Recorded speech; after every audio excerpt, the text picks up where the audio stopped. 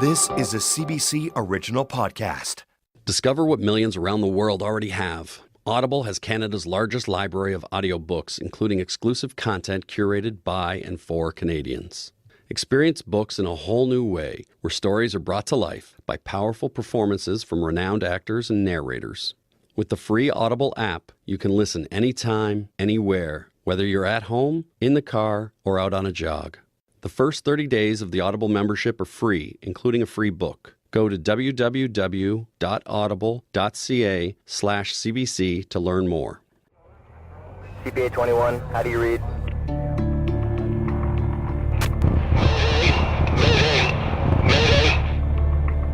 I really want to know what happened, and it makes me extraordinarily angry that it's always been a big secret. Uncover Bomb on Board, investigating the biggest unsolved mass murder in Canada, CP Flight 21. Get the Uncover podcast for free on Apple Podcasts and Google Podcasts. Available now. Previously on Missing and Murdered, Finding Cleo. Oh, this is them. Yes, government is asked. Good afternoon, this is Christine speaking. My sister Cleo died in 1975. She was 11 years old and was apprehended by the province of Saskatchewan and sent to Arkansas. Do you know her date of birth? I know absolutely nothing. The state of New Jersey is willing to give us her registration of birth. New Jersey. New Jersey? Did you have any idea that Cleo was in New Jersey? No clue. Hello? Hi, it's Connie and Marnie. Okay, I'll plug you in. That's Cleo.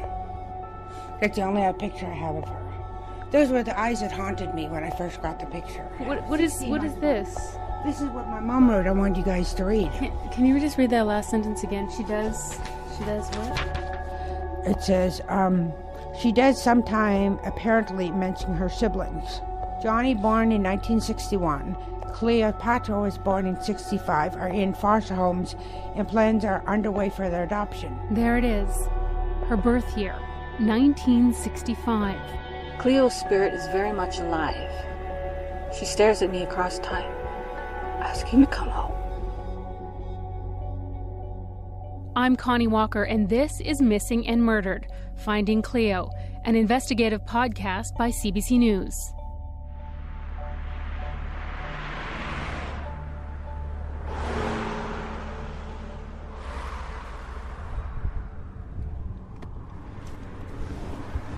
Ready to go? Think so. It's a gorgeous spring day as we pull into a farm just outside of Lancaster, Pennsylvania. We're here to meet Johnny Semeganis, the oldest sibling in the Semeganis family, the only one who has memories of his sister Cleo.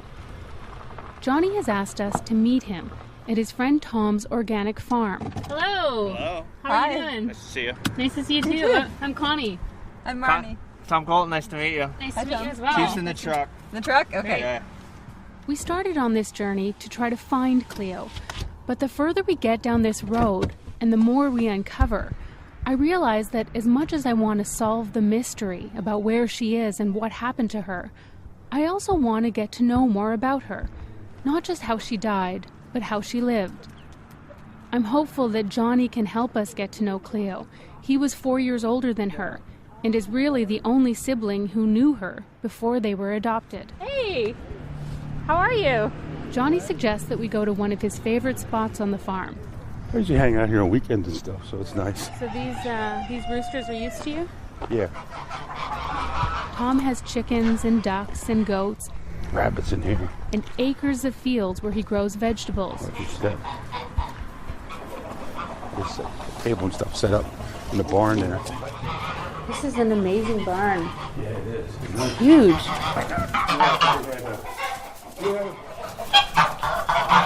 You're making me nervous. It's one of those really big, old, classic barns. It sits on top of a small hill behind Tom's house, overlooking the fields.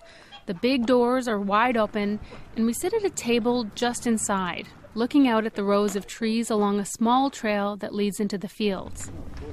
But yeah, Tom has his corn last year. He gave me right off the stalk. It was a reddish color. Ate it just like that. It was so fresh. I can see why you like it here. It's nice and tranquil. Like I said, in the summertime, we sit out here at nighttime, just relax, and it's very peaceful. I'm kind of surprised when I meet Johnny. I thought that because he was older when he was adopted, he would sound more like the First Nations people I know from back home. But there is no trace of a native accent. Johnny sounds like an American. Does he do garlic as well? Yes, he does that. Things of garlic, too. But looking at him, there's no mistaking his roots. Johnny is a big man, and he has long, dark hair and a beard that is flecked with gray. His almond-shaped eyes are brown, and so is his skin. Johnny says there aren't a lot of Indigenous people in Lancaster, and here he's known as Chief. You know, it's not a sign of respect. It's not a matter of disrespect to me, I don't think. And I always tell people, first 8 years of my life I was Indian, I lived on a reservation. Food was pouring water down the one hole and getting a gopher in the other end, and that was lunch, you know, snaring rabbits. You know, that's why in the morning and the evening, it was food. How did you cook the rabbits? Did you make soup? Yeah. I remember rabbit soup. I did not like rabbit soup. But you knew how to set a snare? Yeah, everything, yeah. Before we got here, I asked April to describe Johnny for me. She's the only sibling who has seen him in person as an adult. April told me that Johnny looks big and gruff, but really he's like a soft teddy bear. I like Johnny as soon as I meet him. You're from Saskatchewan too, I heard? Yeah, I'm from Saskatchewan too. Good. What part? Southern Saskatchewan, near Regina. Yeah, near Regina. Did you ever go back? No, I have no need to. Home is here, so. Well, everybody keeps asking me to come back. I'm like, okay, maybe next year, but I have no desire to. Home is here, family's here, so. Hi there. Hey, nice to meet you, America. Almost as if on cue, a young woman walks into the barn. How's it going, Johnny? Good.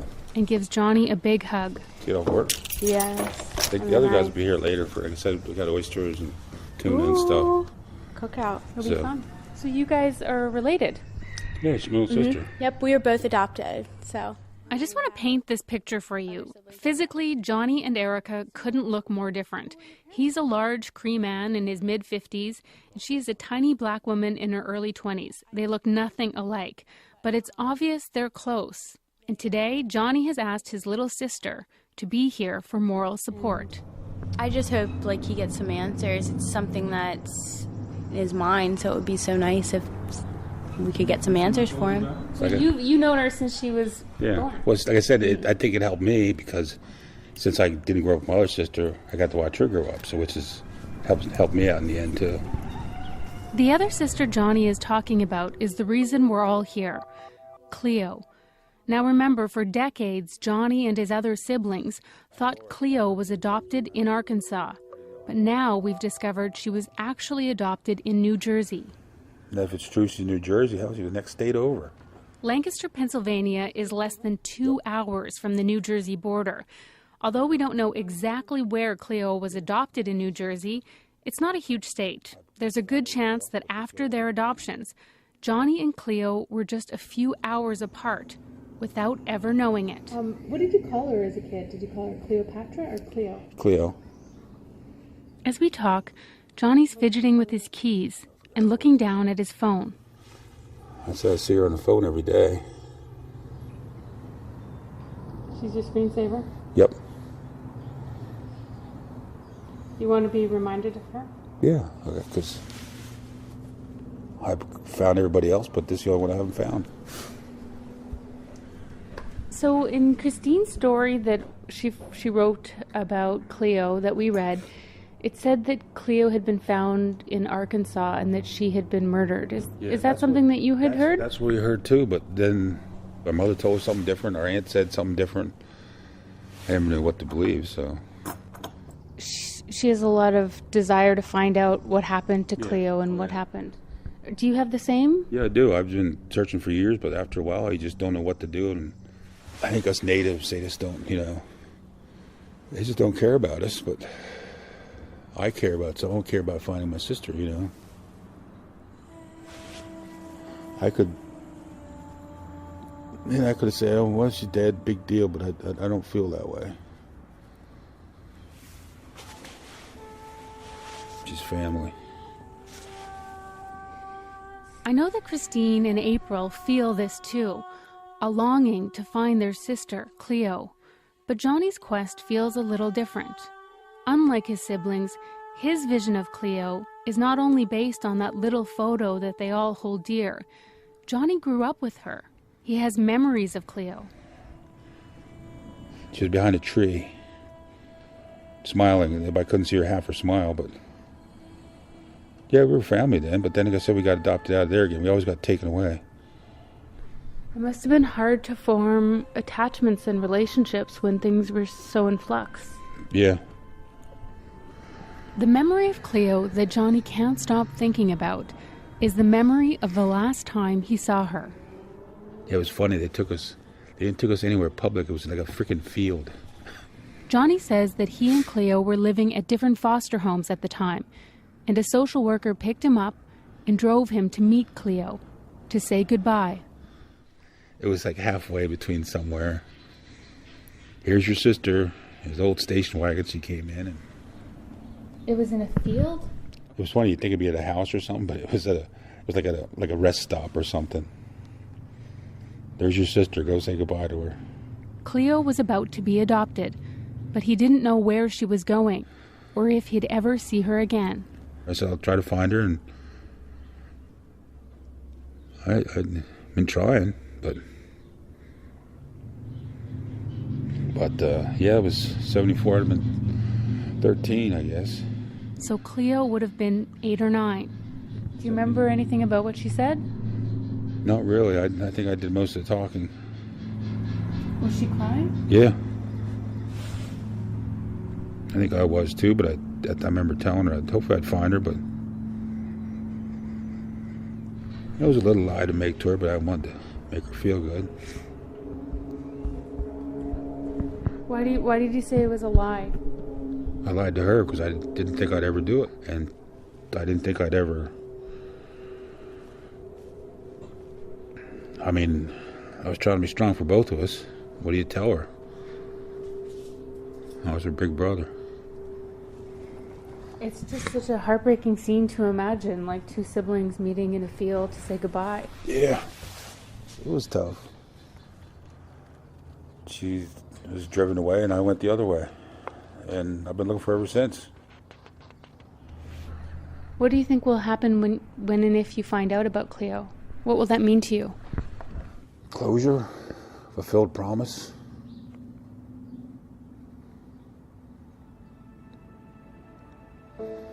I think I'm just staying alive just so I can fulfill this promise.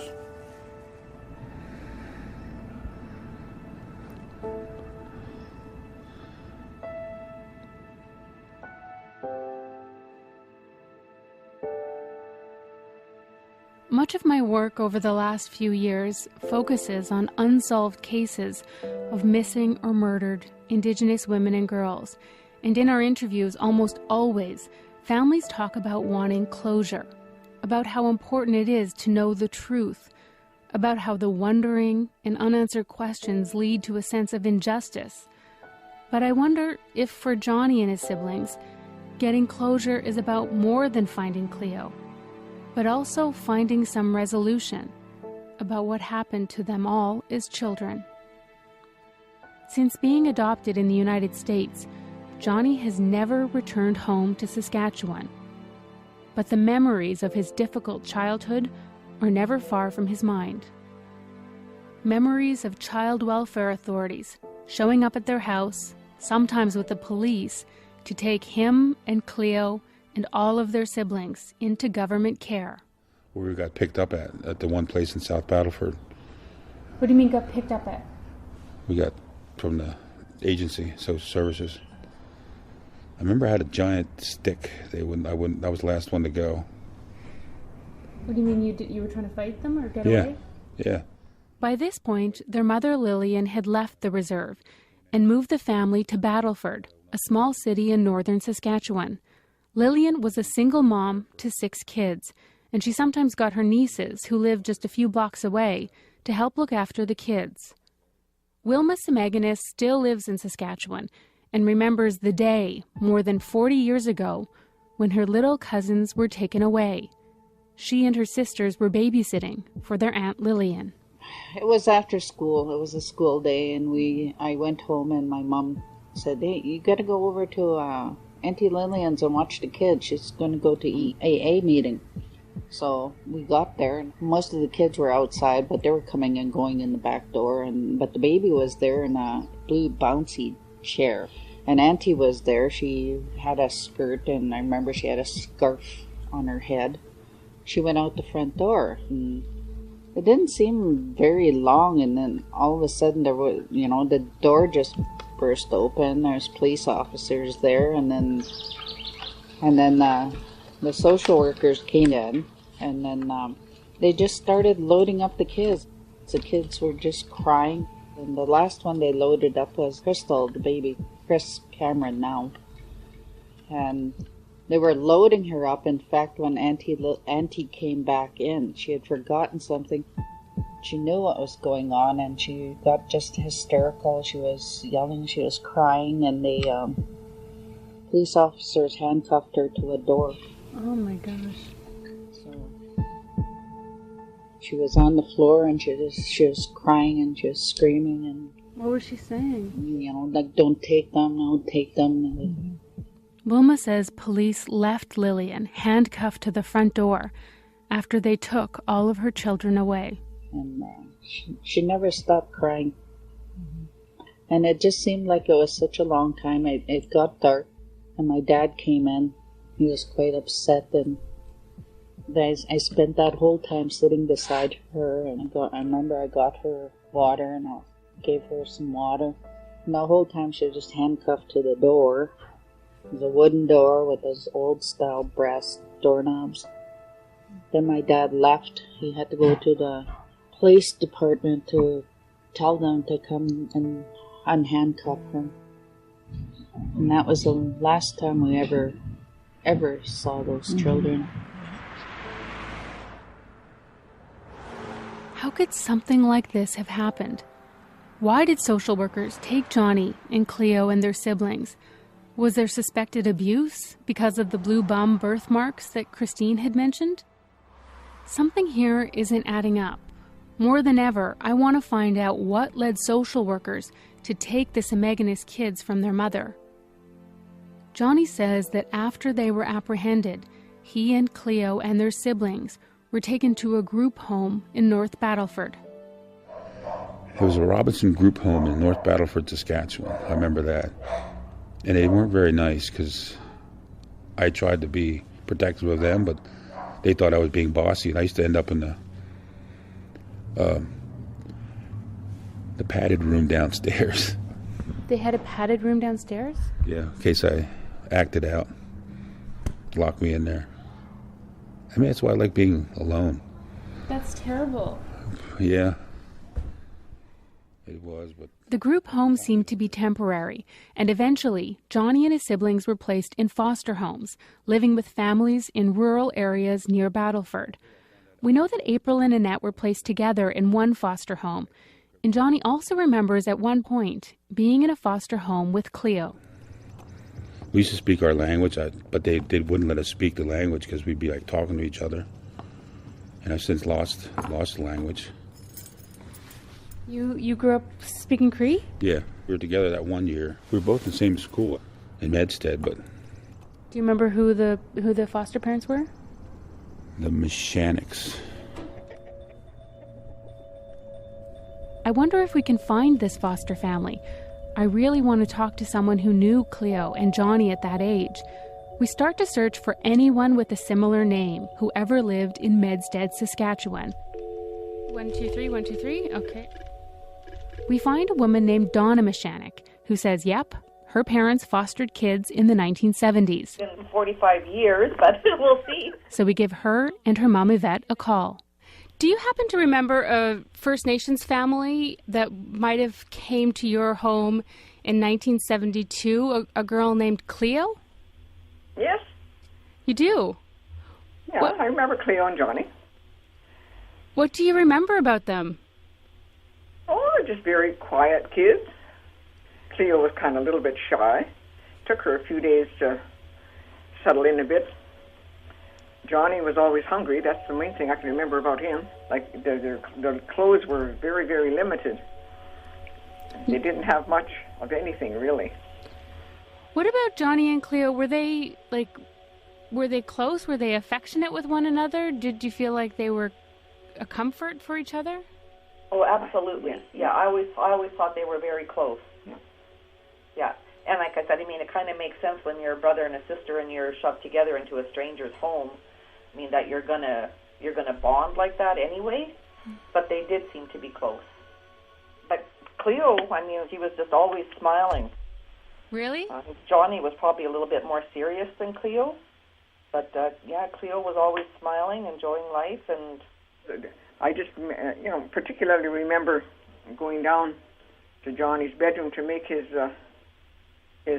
bed and whatnot, and finding fruit jars and tins open in his closet where he'd been taking food out of the storage room. And so I remember telling him he could open up the fridge anytime he wanted if he was hungry during the night to go and eat. Because I guess he'd always maybe had been hungry and had been deprived of food. That's heartbreaking to feel that, or to know that he was worried about food as a child. Well, that's just it, I mean, for sure. Yeah, we take it for granted, but yeah, lots of kids, they don't know if there's going to be food in the house or when they're going to have their next meal. So, and that's The Mechanics seem like nice people. I'm glad that Johnny and Cleo ended up in a safe home, but I can't help but think of their sisters, April and Annette, at a foster home just a short drive away, experiencing what they described later as terrible abuse. I wonder how families were chosen to become foster parents in the 1970s. They just said, yeah, you'd be willing to take in kids and help out, and one day they'll show up with the kids. You don't get any notice, and then they decide they're adopted, and they're gone that day. Do you remember saying goodbye to Johnny and Cleo? Yes. What was it like? Can you describe it? Worrisome, wondering what was going to happen to them, I guess. I think what happened to Cleo, and I guess I had good reason to worry. I've been thinking about how the Semeganis kids found out about their adoptions. According to April and Annette's adoptive parents, Jeff and Kay, the girls were so excited to meet them and to be adopted. They called them Mommy and Daddy as soon as they met. But Cleo and Johnny were older. Did they want to be adopted? How did it happen? Why were they both sent to the United States instead of being adopted in Canada? I asked Johnny what he remembers. When I got adopted, it was great. I'm like, oh, good, it was up to me. They gave me a prize. They sent me to hockey camp, and they gave me a bicycle with banana seat. It was like a prize, like it's up to me. Do you want anything?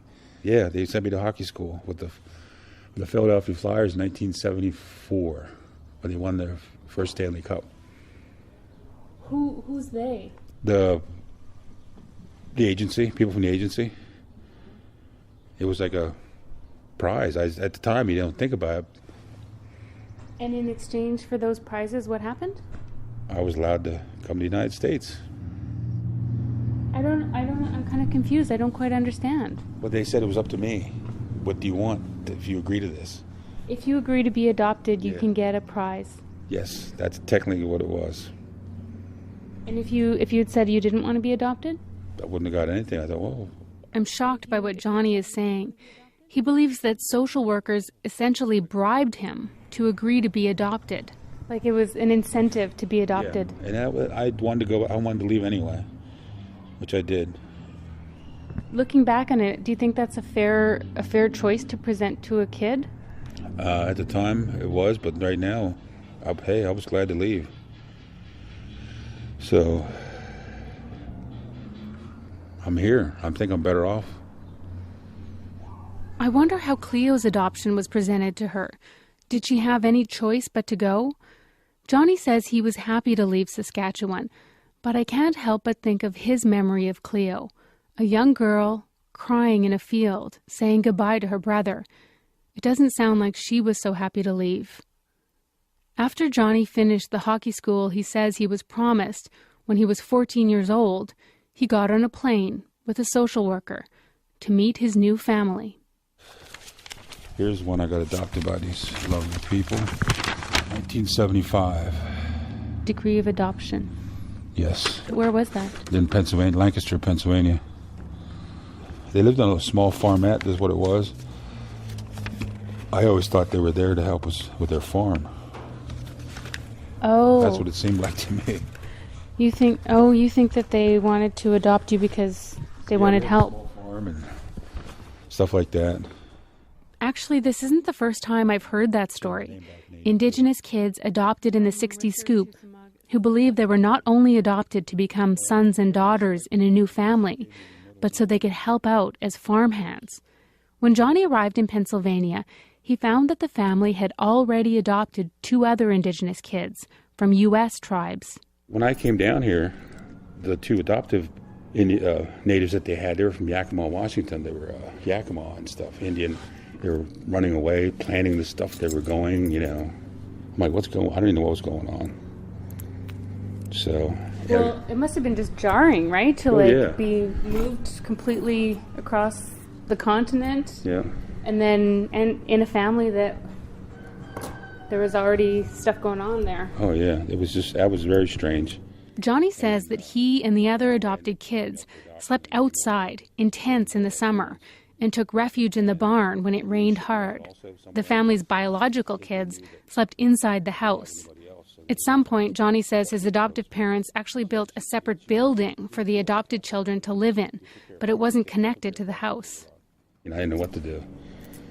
They left, they ran away, and I was like by myself, and I ran away eventually too because it just didn't work out. Johnny ran away, just like his sisters April and Annette, who lived on the streets of Toronto at 13, and just like his sister Cleo, who tried to hitchhike back home to Saskatchewan. Johnny speaks so matter-of-factly about his experience that it's hard to get a sense of just how much this has affected him. But I can only imagine how difficult it would have been for him and for Cleo to move all on their own, away from their families, away from everything familiar, and end up in a new place, in a new family. I hope that Cleo had a better experience than her brother. Johnny expected to be welcomed into a new home. Instead, he slept outside with adopted siblings who were also miserable. And that's not all. Here's a funny thing. On the farm, I think I come to grips with it. I think I was abused on the farm. And I can say this now because I told friends about it. It wasn't any kind of insertion or nothing. They played like, oh, you're the cow, we're the bull. It was a weird game. But it was like, at the time, you don't think nothing of it. But it was like, there's nothing inserted, but it was still strange. I thought about it. I'm like, I was sitting one day thinking about it. I'm like, I came to revelation. I think I was abused, but I wasn't really abused. Does that make sense? Yeah, it just seemed like a game to them. That was all it was. But I don't, was that abuse? I guess. Johnny says he only thought about that experience after getting information about one of the lawsuits launched by 60 Scoop survivors against the Canadian government. I was taken from my mother's arms in the hospital. For a long time, I was ashamed. I lost who I was supposed to be. A group in Ontario representing 16,000 survivors sued the federal government for its role in the 60 Scoop. There was an officer there who had a gun, and my mother thought she was going to get shot, so she held back from trying to grab me and save me. Our children are valued. We want them back. We have to stand up and say, this can't happen anymore.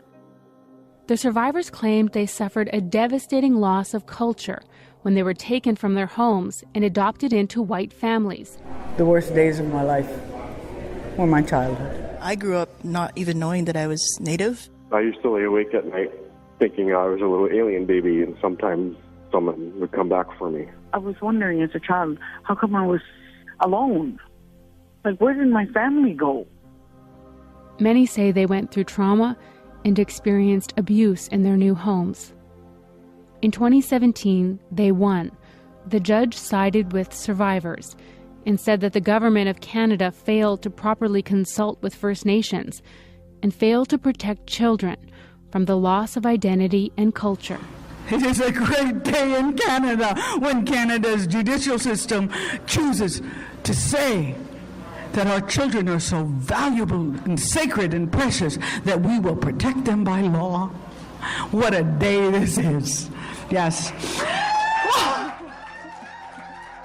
Following the decision, the federal government announced a settlement with survivors worth $800 million. The details are still being worked out, but we know the settlement does not include Métis or non-status Indians. There's a lot of loss here that took place. There's going to be intergenerational effects of this, historical trauma that's going to take place because of this. To assume that this is over is a misconception. We don't know if Johnny or his siblings will be included. If they are, it could mean they'll each get a payout between $25,000 and $50,000. But an advocate for Indigenous kids did the math and found the settlement amounts to about $3.80 per day of a survivor's lost childhood. I'm supposed to be grateful that they took me and robbed me of a chance to know my family. The prospect of money from a settlement isn't what motivates Johnny either. I have nothing to gain for it. I just want to look for my sister, that's all. A lot of the people who call themselves survivors of the 60 scoop feel like they were wronged in that they were taken away from their families and their communities and they lost their language and their culture. Do you feel regret about any of that? No, not at all. Like I said, it's just it was a different part of my life. I can't, for the longest time it did bother me. I mean, if you want to talk to my ex-girlfriend, she'll tell you stuff I did back I started drinking a lot when I was with her, and that's how we broke up. But it's sort of strange. Like I said, I've come to deal, like I said, it wasn't for our family, I'd decided to be dead or in jail, I think. Johnny credits his survival to the people he now calls Mom and Dad, not his biological parents or his adoptive parents. Bill and Kay Henry are Johnny's foster parents, a couple who took him in after he ran away from his adoptive home in Pennsylvania. Yeah, I was over there today. They're also parents to his little sister, Erica. They live like about 15 minutes from here, and they're in their 70s. They're getting a little bit older, so it's just them now. Yeah, windows don't open, so I gotta get the air conditioning fixed. I drive with Johnny to meet his parents.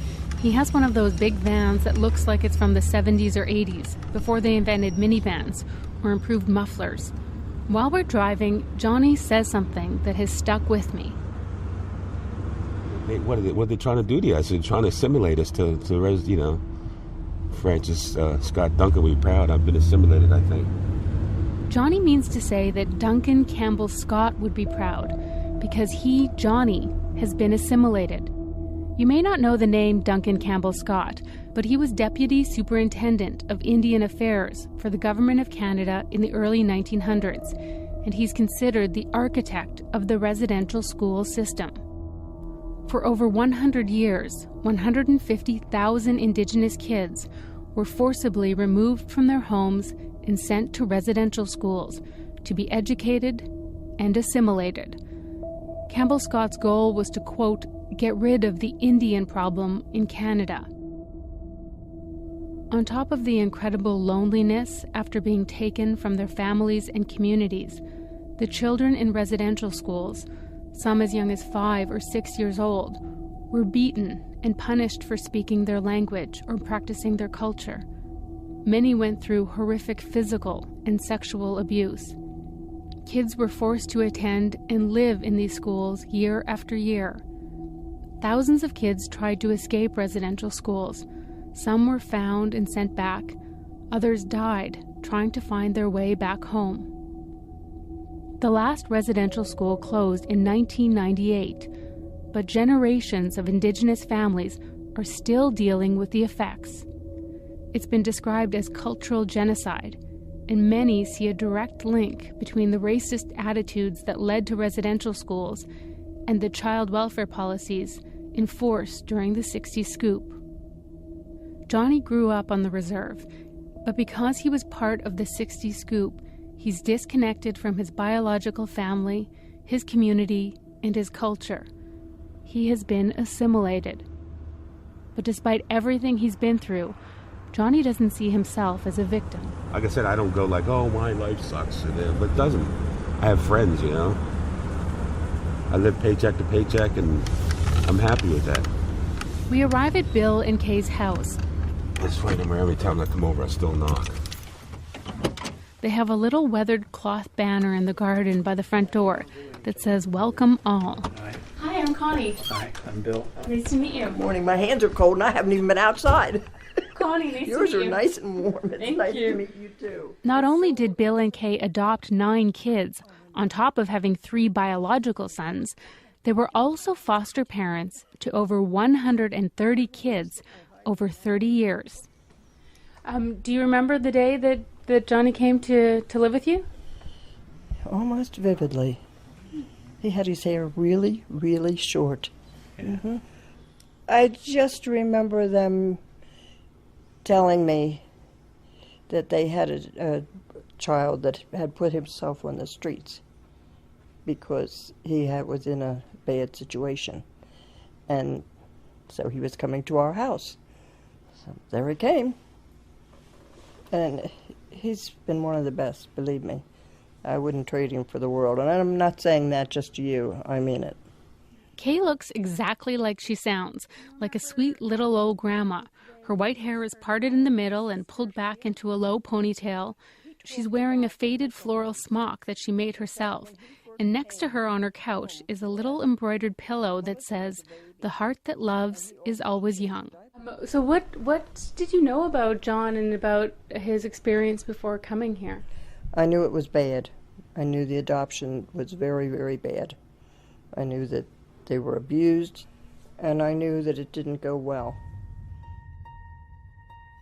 When we were back at the farm, Johnny told me that a few years after he moved in with Bill and Kay, he wrote a letter to Saskatchewan Social Services asking about Cleo.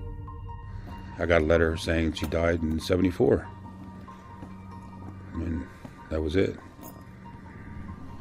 I know it was a long time ago, but do you remember what it said in that letter back from Social Services? Yeah, well, when she died, that was it. They just said she died in 1974, and that was it. That would have been the same year she was adopted before me. And that's all it said. 1974? The letter April showed me from Social Services said plans were underway for Cleo's adoption in 1974. Did that mean that she died in the same year she was adopted? I wrote a letter back to them, and they didn't really respond. They didn't want to give me any information anyway. What was your reaction? This must have been awful. Oh yeah, I was 15 at the time. Started doing drugs and drinking, and I asked Kay and Bill what they remember about when Johnny found out about Cleo's death. I remember when he said that, yes. Okay, where? How? Was she with a family? Or was she murdered? Did she just die from being sick? I mean, these are the questions that you have. What is the big secret? They are just acting so secretive and so strange. But to not know anything, not be told anything, and then this child just disappear into thin air, no. Something's amok. A little answer goes a long way. Which means that there's unanswered questions out there that something's not right. And if she was killed, why not tell him?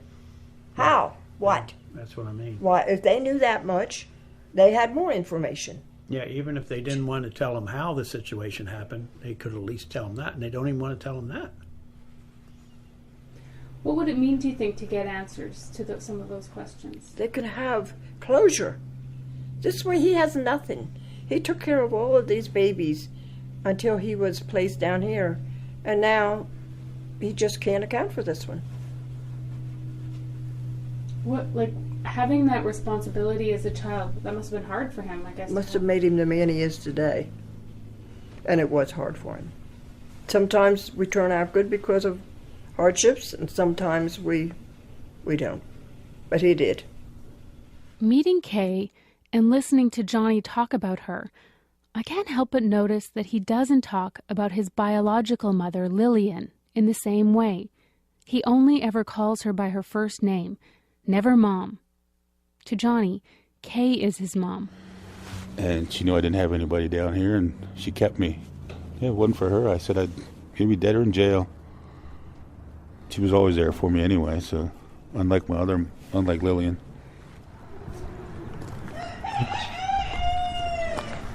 Back in the barn, Johnny's looking at a picture of Lillian that April gave us to give to him. Is that what she looked like when you were a kid? Yeah. Yeah. Did she wear her hair in braids like that a lot? Yeah. Lillian looks really young in this photo, maybe in her late teens or early 20s. She's really pretty. She has long dark hair that she wears in 2 braids, and the ends are tied with strips of leather. It's like looking at a stranger. I hate to say it. I don't mean to sound like I'm... It's like, here, there's somebody's mother. Yeah. No, I know it's my mother, but to me it's Lillian. Nice picture of her, though. So you don't feel any kind of attachment to her? Not really. I hate to say it, but... Johnny seems angry with Lillian. As the oldest, he spent the most time with her, and he remembers all of the times she let him down. Let me see here. This one here the other day, it sort of broke me up here. What was that? Didn't I show you that picture? Which one? I gotta look here. I gotta find it. Johnny wants to show me a different picture, something he saw online that triggered memories of his childhood. Oh, it's a picture of Mounties and priests and nuns taking kids away from my house. It just reminded me of what happened, but it was taking kids away, but the parents were there and everything, kids running away, except I didn't run. I was there trying to save us. In my mind, I remember thinking Lillian's going to come save us, but she never did. Was it a painting? Yeah. Was it that Kent Monkman painting? Yeah, I think so. I know the painting he's talking about. It's by Cree artist Kent Monkman, and it's called The Scream. Honestly, I have a hard time looking at it. I mean, it's beautifully done. Kent is an amazing artist, but it's a horrific scene. It's basically a depiction of an apprehension of Indigenous kids. It looks like it's in front of a house on a reserve. There are priests, nuns, and several Mounties, Royal Canadian police officers in their red serges, ripping Indigenous kids and babies from their mothers' arms. The children in the painting are crying. Their arms are outstretched, reaching for their siblings or their mothers. Some are running away, trying to escape the arms of the white men and women who were there to take them away. My eye keeps going back to the faces of the mothers. They're screaming, crying out in anguish, desperate to hang on to their children. But then you notice the Mountie's gun, and you know who is going to win this battle. It's a scene you can imagine has played out hundreds of times in Indigenous communities over generations, first in residential schools, and then again in the 60s Scoop. As if Kent is trying to make that exact point, on the bottom right edge of the painting, a Mountie looks like he's literally about to scoop up a small child who is trying to run away. It just brought back memories, but she was never... My mother wasn't there to rescue me, though. She wasn't, like there's a lady there, but our mother wasn't there. You mean because the woman in that photo is reaching for her kids and the police are holding her back? Yeah, but that didn't happen with us. So. The scene in the painting actually reminds me of the memory that Johnny's cousins have about their apprehension in Battleford. I don't know if Johnny remembers it differently or if they were apprehended more than once, but either way, I think that if I find this picture hard to look at, I can only imagine how difficult it is for Johnny, who has memories of Cleo and the rest of his siblings being taken away. When they came to take you guys away, that must have been scary. They took everybody. Yeah, it was. I was the only one that was there resisting because they didn't know any better. What do you mean you resisted? Well, I had a stick, big stick. Kept looking around for Lillian, but she never came, so... Were you trying to prevent them from taking you or from Yes. taking your siblings? Yep. Did you wish that you could have stayed with relatives? I don't think they didn't have a choice. Or Lillian didn't tell them about the choice they could have had.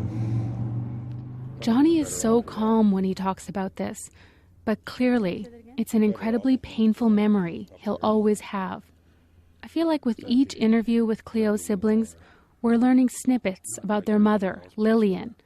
I cannot fathom the pain she must have experienced as a mother having her children taken away, but we know that she may have also experienced that same scene years earlier as a child.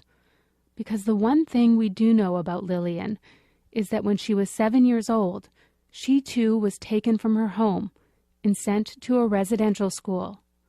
Johnny didn't know this about his mother until right before she died. And hopefully with a story like this, it'll make someone want to help. Not just about me missing my sister or my family missing a sister. It's people just don't realize scope. I just told my girlfriend last night, she didn't know about residential schools, 60 Scoop, and missing and murdered Indigenous children. She didn't know. Because some people just don't care. But when you're someone missing, you want to know. You mentioned residential schools, the 60 Scoop, and missing and murdered Indigenous women and girls. Do you think those issues are all connected? I think so. I could have had a better relationship with my mother if she would have told me what happened. I make a joke out of it. I think I hit the trifecta. Got all three things going for me. Mother, me, and my sister. I know it sounds bad, but sometimes you gotta laugh about it, because what are you gonna do? Johnny suggests that one of Lillian's sisters might have more information. He shows me one of his messages with a woman named Marlene Semeganis, Lillian's sister, who still lives on Little Pine. She says, "I remember all of you. I have pictures of all of you, just happy and always smiling." It says, "My sister loved you. She loved all her kids. What's happened back then was part of 60 Scoop." Okay, do you mind going up just a little bit, because did she talk about getting a letter from Cleo? Well, I said apparently, yeah. What is? Oh, here. Well, this one? Is that one? It says, Cleo wrote me a letter telling me she was good life, then begged me to get her somewhere in Vermont. I didn't know who to believe. So Marlene, who's your mom's sister, said that Cleo wrote her a letter. Yeah, but I didn't believe her either, because I didn't know what to believe. She said, telling me she had a good life, and then begging me to get her. I want to go and get her. Then shortly after that, I was told she had left for the spirit world. It was devastating. Yeah. So their Aunt Marlene got a letter from Cleo after she was adopted. Did she know where Cleo was living when she sent it? Does she still have the letter? Maybe it has a return address that could help narrow our search. Did she give you advice about how to get information about Cleo? No, she didn't. What did she say are in containers in Christopher, or just below this? Photographs. Oh. I put Marlene on our list of people to talk to. But first, Johnny wants to call the government of New Jersey again. He's hoping he'll have more luck than Christine. Good